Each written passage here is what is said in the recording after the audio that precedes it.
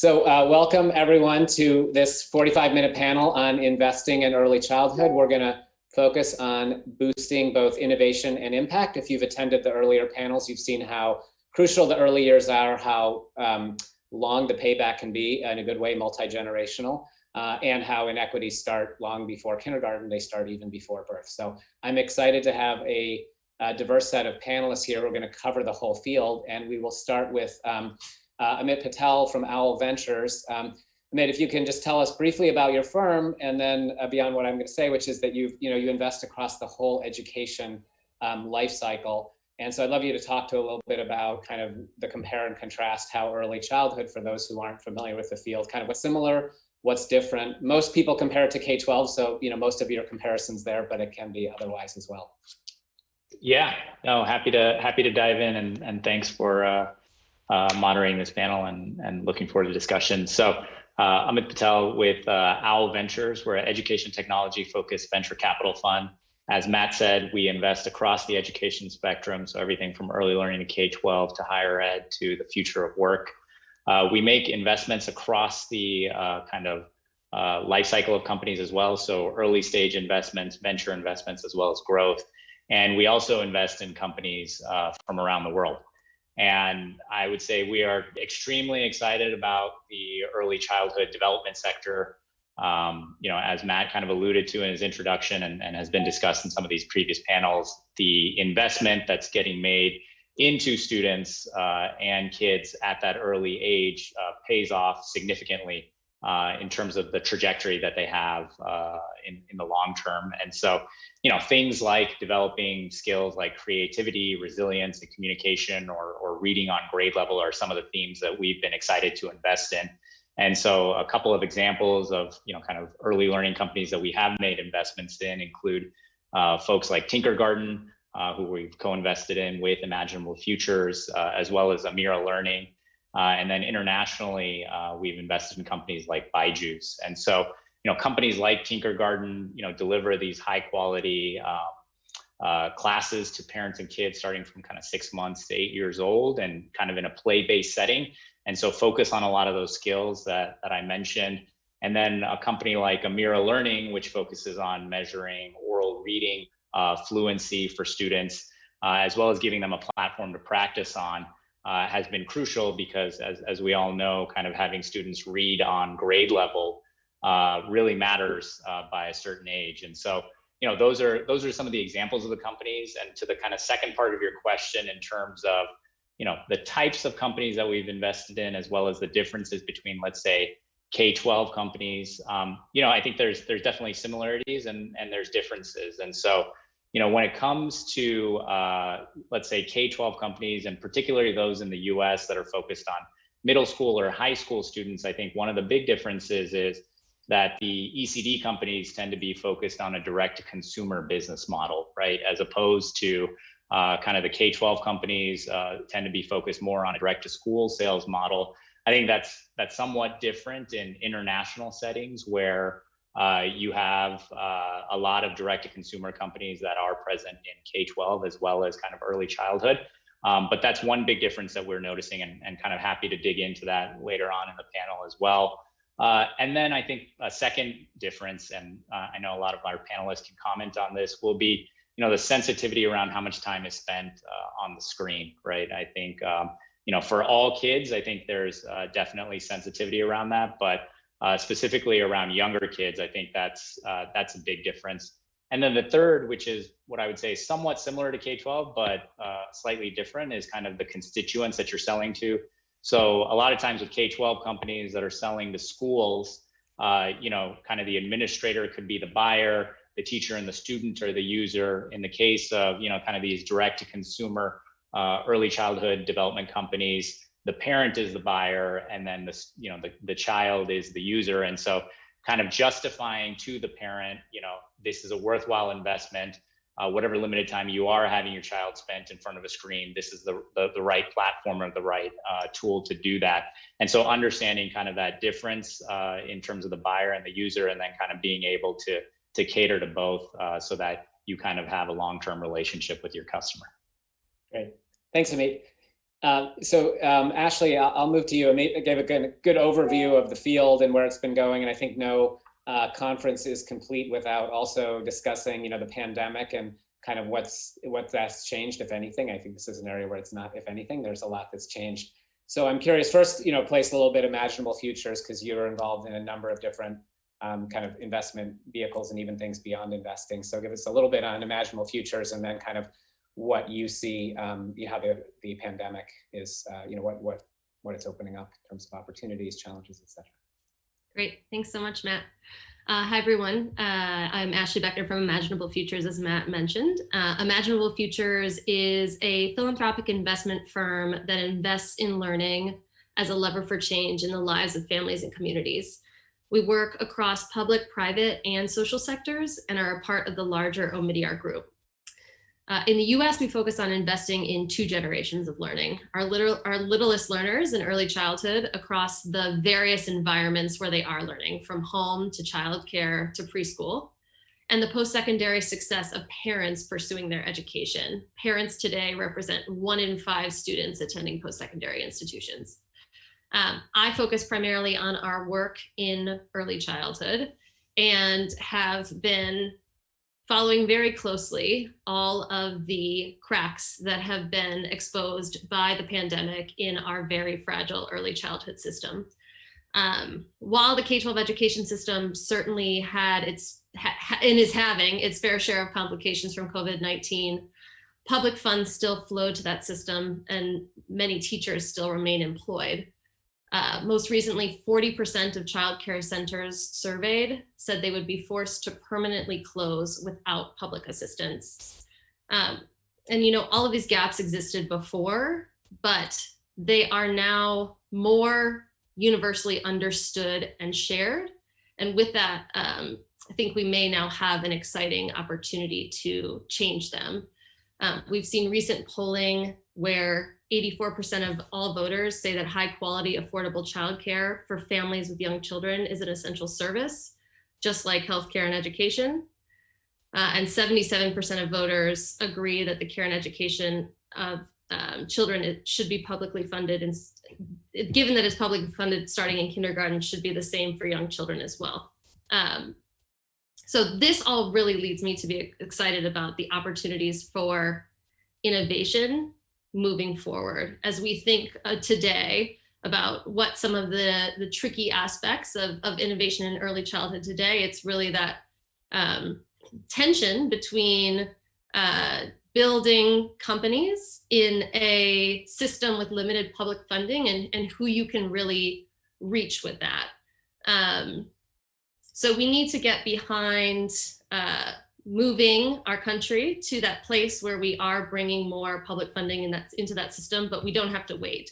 The pandemic has also created a lot of interesting opportunities where leaders of these systems are thinking in wholly new ways and creating space for new public-private partnerships. So Wonder School, a company in our portfolio that has historically worked more with individual home-based childcare providers, has been able to expand their services to help states and municipalities reach the childcare providers in their system.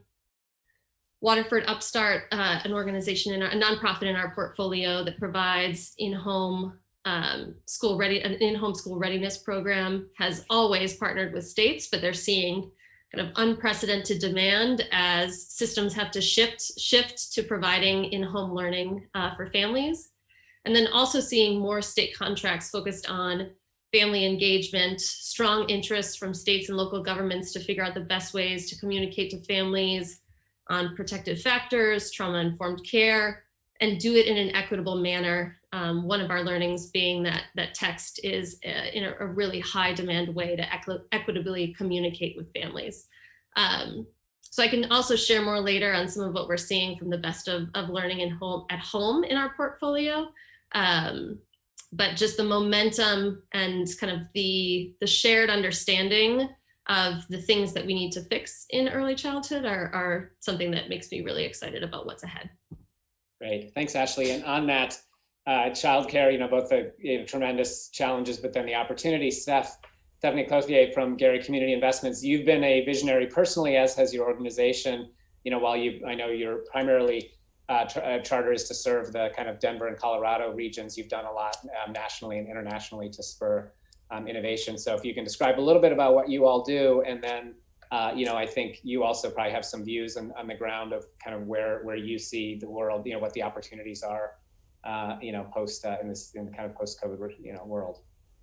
Sure, thanks, Matt. And I really will probably build on what Ashley said. So I'm Steffanie Clothier. I'm an investment director at Gary Community Investments, and our mission is to support low-income children and their families. And as Matt said, we are based in Colorado and do a majority of our funding in Colorado, except for our broader portfolio of investments. A couple of things just about us.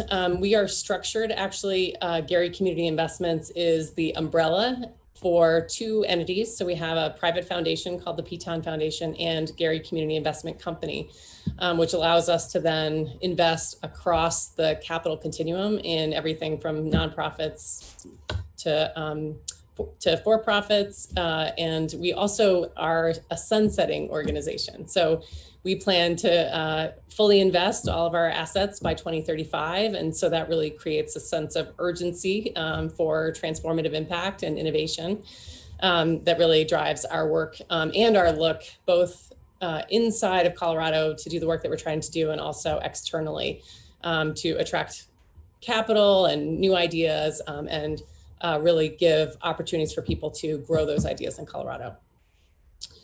I thought maybe I would just reflect for a second on the COVID crisis and sort of maybe build on what Ashley said.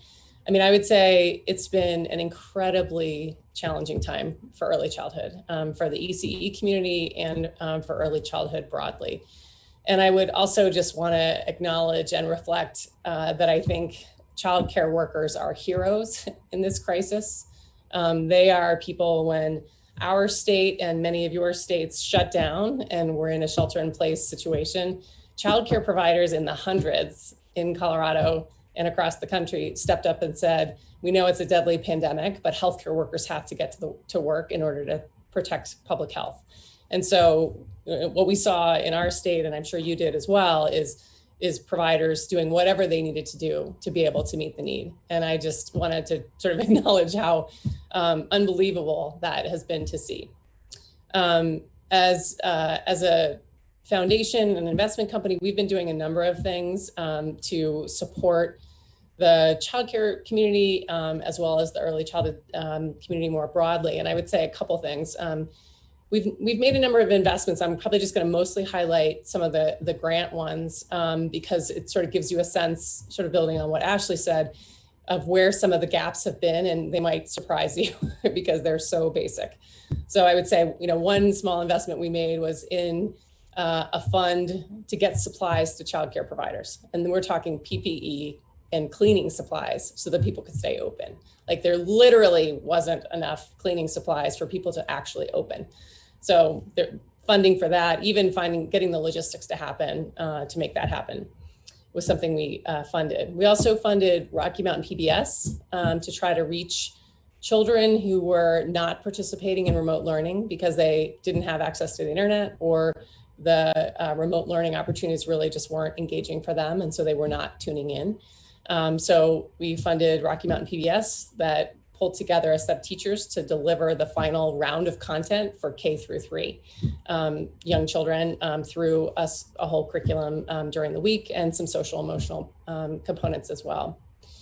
We funded a research collaborative because one of the gaps we saw was that states didn't even know really both the supply question of where providers are and where they could offer care and what the demand looked like. So basic technology, basic data wasn't available. So I don't know about your states, but we've seen a lot of surveys go out to providers and to parents and to teachers to try to understand what's happening.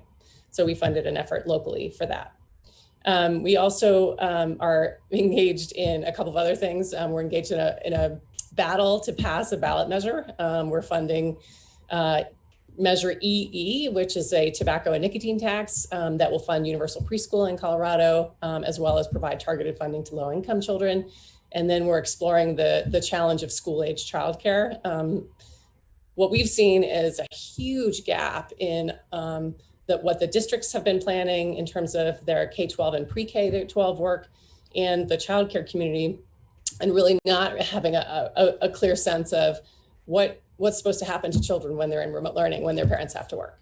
So trying to figure out like what's the system that's possible there. So those are some of the things that we've had to sort of jump in on for COVID, mostly on the grant side.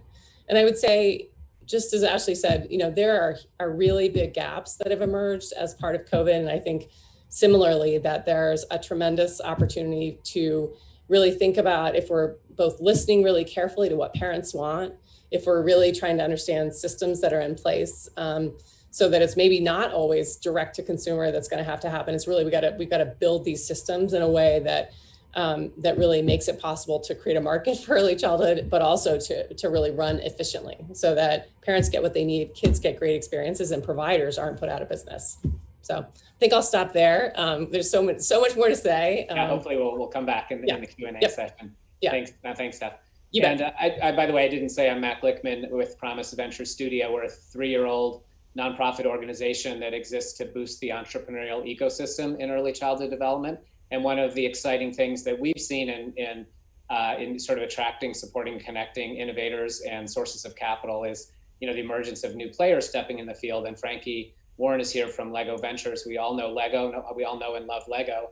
The venture firm is new and I think is one arm inside quite a innovative and impact-driven organization. So Frankie, can you explain a little bit about Lego Ventures, how that fits in with Lego overall, and then sort of what your investment thesis is, and focus for the fund and trends you're seeing in the market?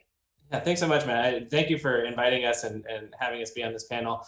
I think the first thing to do is zoom out and just look at the venture space generally. I think we have financial investors like Al that we just talked to. We also have impact investors, and then Lego is here representing that sort of corporate venture capital arm. And our goals can differ, but there's a lot of the stuff that is quite the same. One of the things when you're looking at a CVC investor is thinking about, okay, who is the actual corporation that is behind that CVC, right? And the Lego Group is really here to inspire and develop the builders of tomorrow, right? One of the most rewarding things about my job is when I get to talk to entrepreneurs and realize that the first time they really built something was with Lego, and now they're actually building these really great companies, right? It's just really so cool to see that come full circle, and then we get to invest in their success.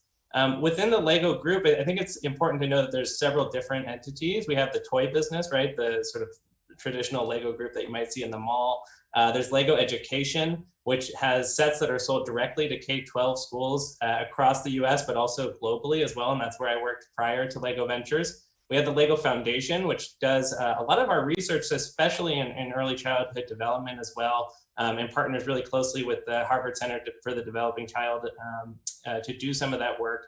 And then we have Lego Ventures, which is the newest entity within the Lego Group. We're making direct investments into startups, and we're really focused on early stage investing. So that can go from seed investing to $100,000 check to your first money, institutional money into the company, all the way up to $10 million plus, where we're leading your Series A or B. The thing that really is most important to Lego Ventures is that alignment to learning through play. The idea that when kids are playing, that's when they're actually learning. That's when they're falling down, getting back up, trying new things. And we think it's really important to the development.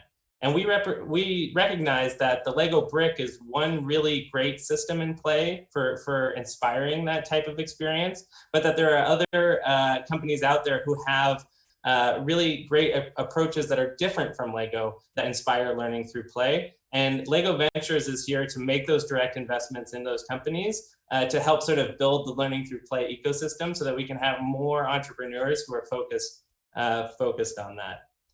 If we think about some of our investments in the early childhood space, one that we just announced is a company called OK Play.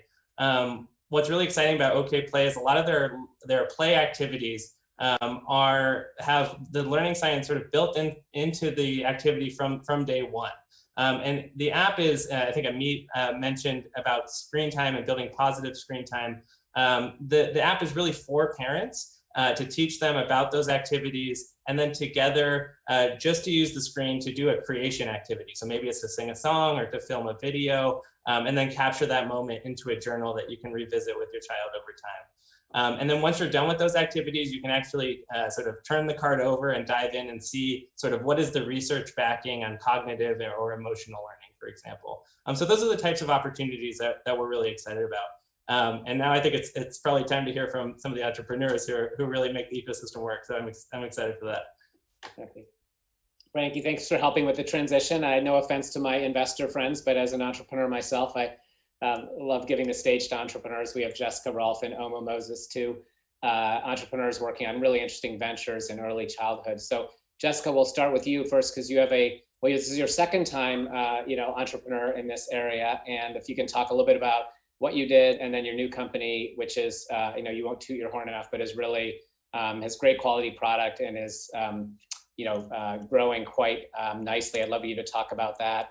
And then also talk about how, I know one of the things that we often hear with some of these new high quality products is this just for the San Francisco, Brooklyn parent, or how does it, how do you reach all families and all children?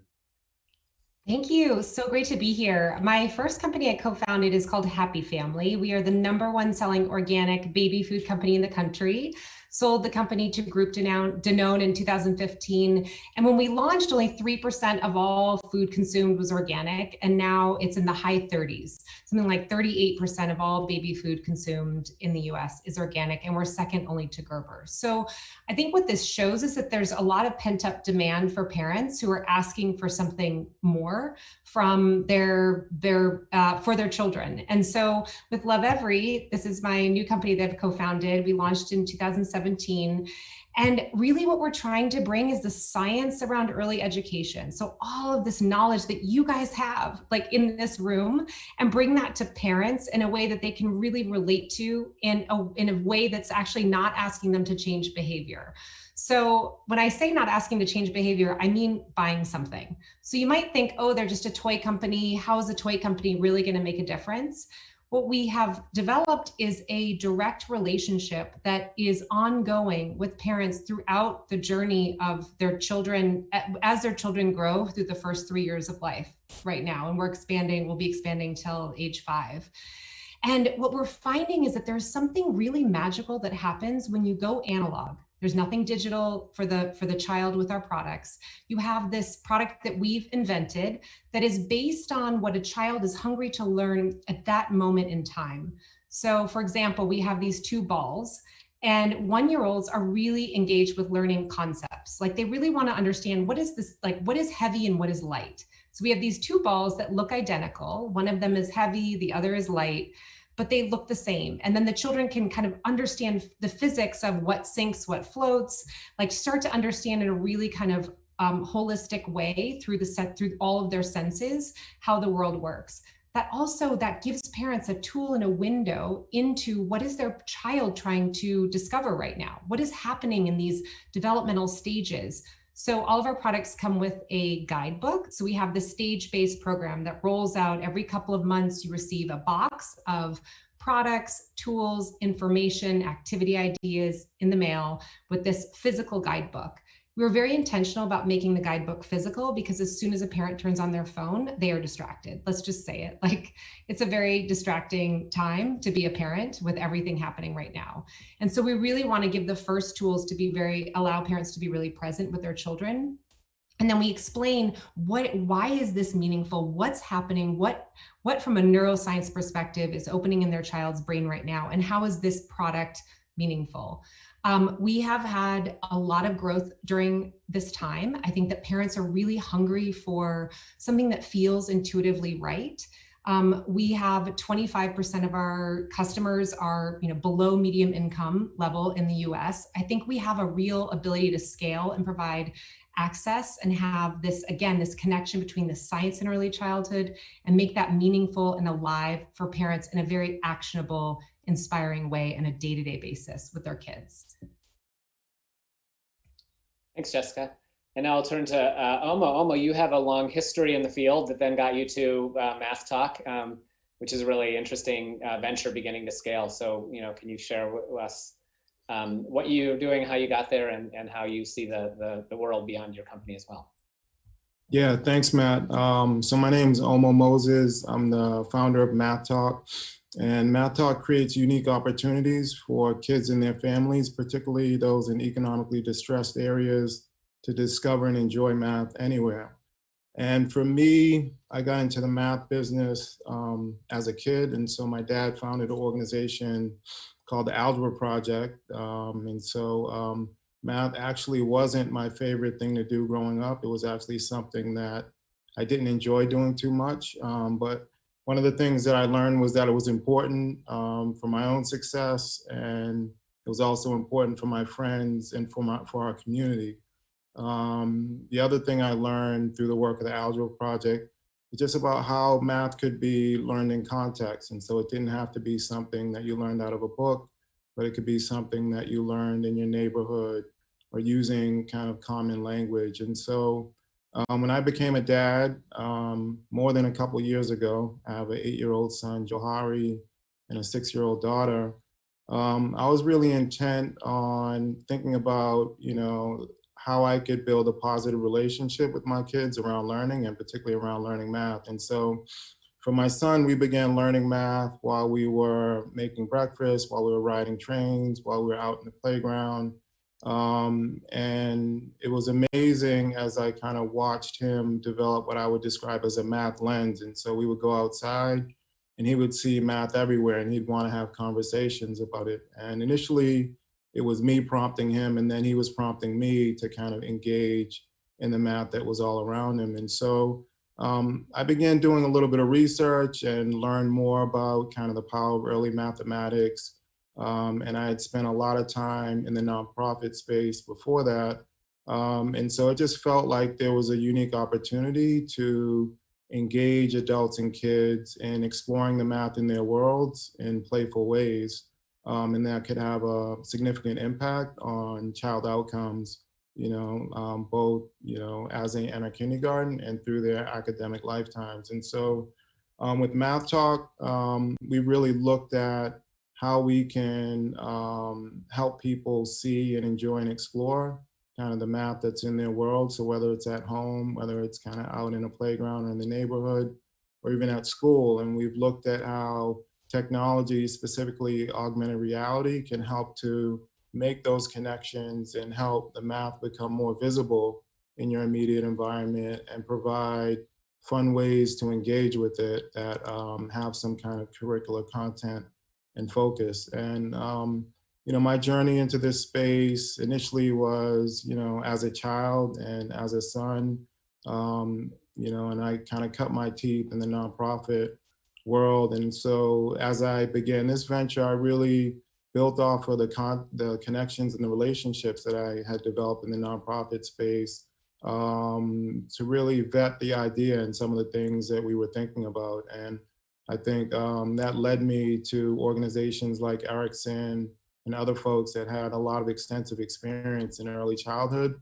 And it also enabled me to kind of build on some of the foundation relationships that I had that allowed us to create some of our initial prototypes and to test out some initial ideas. And then through the work with Promise, actually, it enabled me to kind of begin developing a more of a business mindset and to think about how we could, turn this into a venture and into a business, and to build those relationships with other investors like Imaginable Futures and others that are looking at both impact and developing businesses that can scale. And so I'm super excited about, the possibility of getting everyone excited about math at an early age and not being afraid of it, and really thinking about how we can transform the spaces that we play in and that we live in into really resources for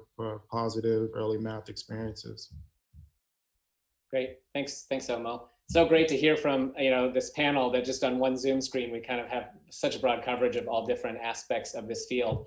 And Amit earlier started and talked about how the innovation and impact don't they actually overlap a good bit in this field, that some of the investments you made are both good investments and have impact. And Omo, you shared this, and on the prep, Jessica, you were asking for research connections. There's a much greater crossover, I think, between academic and entrepreneurship in this world. That, you know, the substance of like, what's the science saying, and then how do we get it to market is important. And also, I think we're hearing, you know, that there's a lot of different sources of capital available, which is true in all fields here. But I think you all envision this, and you know, Ashley and Steph talked about just the opportunities in COVID. So opening it up to questions, you know, for the entrepreneurs who can step into this space. Omo and Jessica, you've had to sort of, you know, navigate through capital sources. And so let's talk a little bit first with you, Omo, and then Jessica, on how you look at, you know, the different kinds of capital out there. You've alluded to that, Omo, that you've taken different ones. Jessica, you as well. What advice do you have for entrepreneurs in terms of how to understand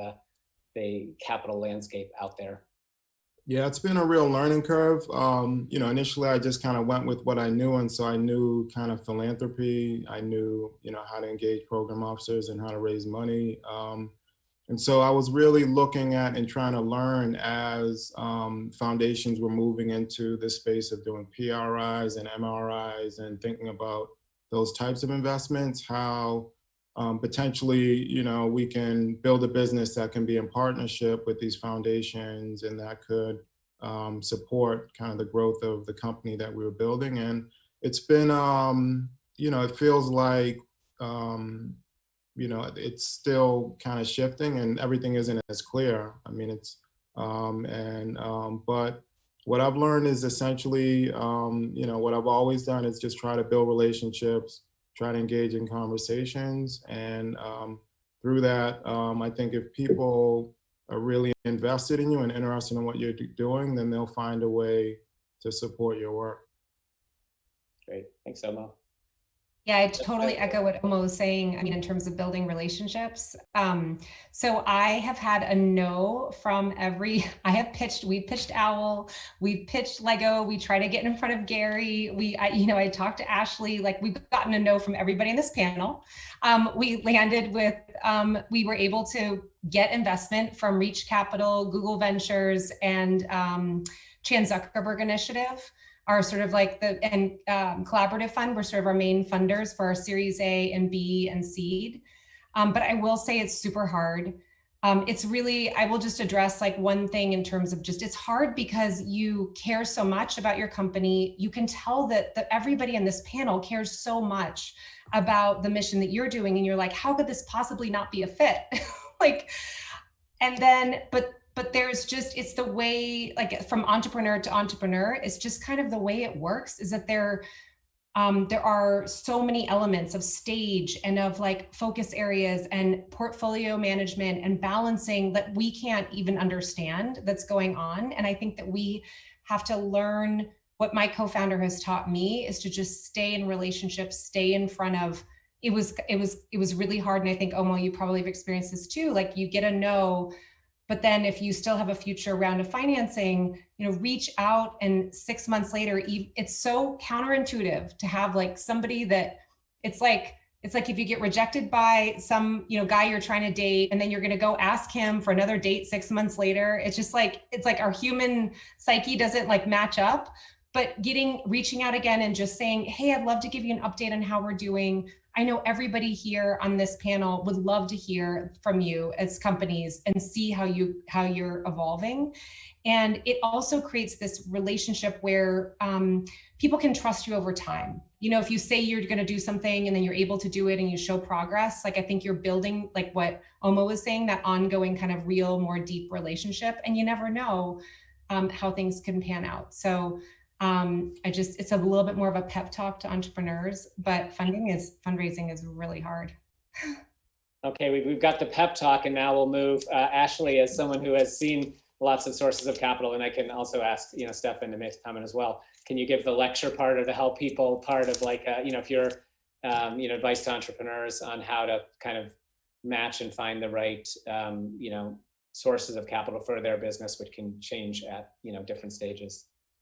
Absolutely. I would just want to first +1 everything that Jessica shared, and particularly the piece that she shared at the end, which is, I've known people over years and have invested like several years later, and it had a lot to do with evolution on both sides of the table, right? And so there is I would never, I would encourage everyone to kind of never close a door. Just really important to always keep those doors open. I love the dating metaphor, but this is, yeah, it's definitely, do the opposite of that. In terms of the different pools of capital, there are so many problems that need to be solved in early childhood. There is so much opportunity to find your area that you can contribute to. And there are many spaces and opportunities. There are huge markets, and there are opportunities to build really big businesses that are venture backable in early childhood. And there are opportunities to have a huge impact in early childhood in things that are not venture backable businesses. And so I often just encourage folks to be really realistic about what they are building and why, and understand whether it really should be a nonprofit. And that's okay. That's not a bad thing. If you don't want to build a nonprofit, then maybe it's not the thing for you. But if you are seeking to have an impact, that may be the best route to go. You very well may have a venture backable business, and then there's a important subset of investors for you to talk to. And then there's all the things in the middle that we don't have time to dive into all of those various instruments today, but almost spoke about PRIs and MRIs. This is when foundations make for-profit investments, and those are across various return spectrums as well. So for me, the most important thing is first being honest with yourself about what your priorities and your values are, and then getting a lot of feedback from the market. And as Jessica said before, really not taking it personally if the particular investor is not the right fit. Great. Thanks, Ashley. We've been on the micro and the venture level. I want to, as we're wrapping this up, swing back out to the macro. And Frankie, one of the things is we're talking about Lego with the thesis that you have. I loved one of the, I think you said it's the internal slogan at Logo, that children are our role models. So we're going to learn from the children. But we were talking a bit about kind of your your organization's views of a lot of early childhood is what's passed down from K-12 from a system standpoint. So like assessments getting pushed down more. Do you want to share a little bit about how how you all look at that and what you think where there's some future opportunities? Yeah, definitely. So one of the groups that we back is the Lifelong Kindergarten group out of MIT that develops Scratch, and that's done more on the Lego side than the Lego Venture side. But I just love that idea of like lifelong kindergarten, or the idea that we shouldn't necessarily be bringing assessments and sort of some of the things that are impacting our K-12 system down into early childhood, but in fact, maybe we should be flipping the script a little bit and thinking about how can we bring more play to our lives? How can we bring more of these sort of open-ended types of activities up higher to the adults thing? And I think one of the best parts about joining Lego is that sort of permission structure to be a kid again, right? And to play a little bit more and to realize that that's actually like really serious activity that you're doing. Internally at Lego, we have a play day where the whole company stops working for a day and we all play, right? Like it could be Lego stuff, but like I think I built a Nintendo Labo for Switch on our play day. And I just think it's really important to sort of keep that culture alive and to hold on to that, I guess, as long as you can. Great. And yeah, Steph and Amit, I am curious, as you're listening to this conversation, we've come at it from a lot of different angles in terms of, concluding. I mean, we have everything from, Amit, you're sitting in from a venture perspective, you probably see a small share of, investors that are venture backable. What advice do you give, or how do you look at it if you're, talking to entrepreneurs or frankly, other investors that are looking to get involved in early childhood who maybe don't have the OWL, profile of, as a, sort of venture fund with LPs and certain return expectations. Yeah, no, I think, I mean, listen, echoing a lot of what's been said to date. I guess maybe the one difference being, if I think about my dating life with my wife, it took me about 5 years to get from my first date to my second date. So there was a lot of persistence involved there on my part. But I think, you know, the long-term perspective really matters. And that's not just when it comes to securing the investment. I think having that long-term perspective and doing what's right for your customers, having a long-term perspective and doing kind of what's right for your employees. And similar to what Ashley said, like kind of we've known entrepreneurs for, you know, 2-3 years where we've made the introduction to, you know, somebody who invested in an earlier round, and then we kind of followed up and ended up doing a later round investment in that company. Or maybe it was meeting the entrepreneur on their previous company, and then the second company that they're starting is kind of making the investment in that. And so as folks are thinking about this space, just having that kind of long-term perspective in mind, I think really matters. And I think will allow, you know, kind of you to persevere and kind of sustain yourself, especially as you know, everybody knows entrepreneurship has that high and low journeys, and having been a former entrepreneur myself, have certainly experienced that. And so that would be my one piece of advice. Right.